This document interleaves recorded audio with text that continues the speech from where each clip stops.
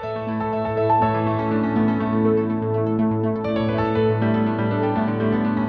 friends, welcome back to the Journal Feed. My name is Nick Zelt, and this is the only place to get spoon-fed the latest and greatest of emergency medicine, where we're trying to keep you guys up on the literature by spoon-feeding it to you.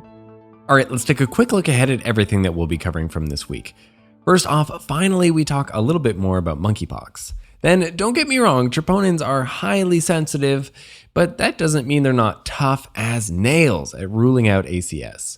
Then, Seamen Sign. It's not what you think, it's an ECG sign, and it's pretty good. Then the Q word in all its glory, which continues to be quite innocent. And then finally, shock and awe. Vitamin C still doesn't work for sepsis. If you're hearing my voice right now, then you are not currently a JournalFeed subscriber, and so are not receiving the full JournalFeed podcast. You're only receiving a portion of the past week's articles, not getting all the spoonfuls that you could be. Don't worry though, I pick my favorites, but if you would like to get full access to the podcast and access to the blog, then you will have to become a member. All the details for that are at journalfeed.org, where remember, we never want money to be a barrier to patient care. So if you're having any trouble at all affording a subscription, please get in touch. We can help you out.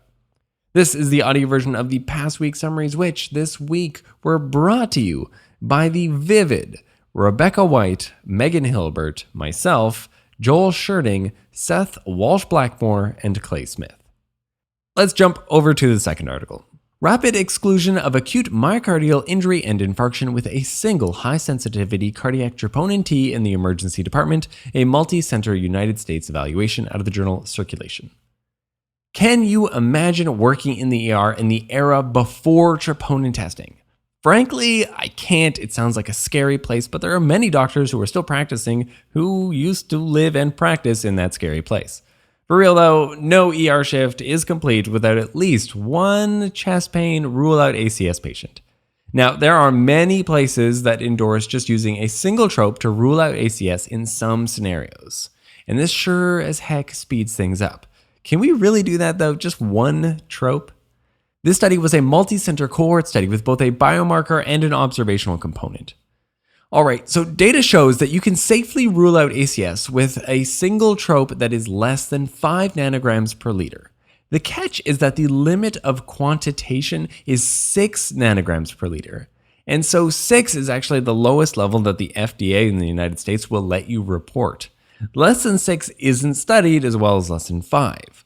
So these authors set out to do just that. And the results were so good. There's a negative predictive value of 99.8 with a 95% confidence interval of 99.1 to 100%. That and the sensitivity was also good, 99.3% using a single trope in isolation.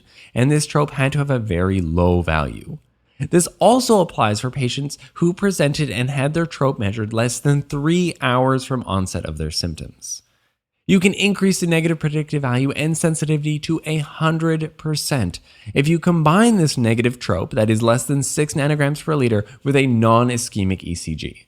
So this is put together into a 0.3% misdiagnosis rate for acute MI or death within 30 days. No more of that 2% miss rate you hear about sometimes. You should still have some caution in certain groups though, since there are slightly lower negative predictive values in those with a previous history of CAD, older adults, or women. In a spoonful, a single high sensitivity troponin that is less than the lowest reportable value was really good at ruling out acute myocardial infarction in a low-risk population. Then we have the third article titled Seamens Sign, a novel electrocardiogram prediction tool for left ventricular hypertrophy out of the journal Peer J. Shout out to several of JournalFeed's authors for being authors on this actually quite lovely paper. Having left ventricular hypertrophy, LVH, increases your risk of mortality. It makes you higher risk for coronary artery disease. Now you can see LVH on ECG, but I'm sure you remember how terribly annoying the criteria are to try to diagnose LVH on ECG. There are lots of numbers, it's complicated, frankly, it's not even very accurate, and I'd rather have a quick and easy way to just diagnose LVH, and now we have one. We have the Seaman Sign. Seaman Sign just asks one question. Do the QRX complexes in 2 continuous precordial leads touch or overlap? That's it. Do the pointy parts touch? You don't need any calipers. Heck, I don't even think you need your reading glasses. To test this rule out, this was a retrospective study using the EHR of a quaternary academic hospital to analyze 2,100 ECGs done as part of routine care in the emergency department. They analyzed the ECGs using 2 common criteria for LVH diagnosis: 2 Sokolow-Lyon criteria and the Cornell criteria, to compare them against Seamens Sign. All the ECG results were compared against the gold standard test of an echo done within 90 days of the ECG. So, Seamens Sign ended up with a sensitivity of 11% and a specificity of 92%. Now, those aren't exactly amazing numbers, but believe it or not, that actually makes Seamens Signs non-inferior to the other criteria, except for the Cornell criteria for women specifically. Now, inter-rater agreement was way higher for Seaman Sign because it's just really easy to do. So at least for men, it seems to be pretty much the best test.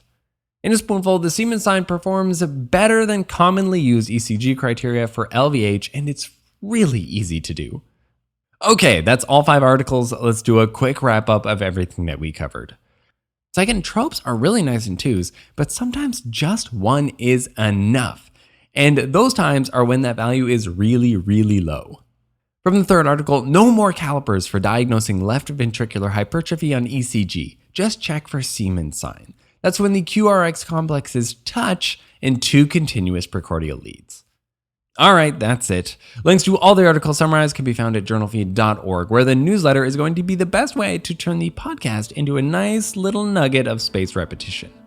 Now, if you're feeling some FOMO, you'd rather hear 5 articles instead of just 2, then come over, join us in the members feed. Our goal here is to provide better patient care through spoon feeding, so we're trying to help you keep up with the latest research 1 spoonful at a time. Thank you.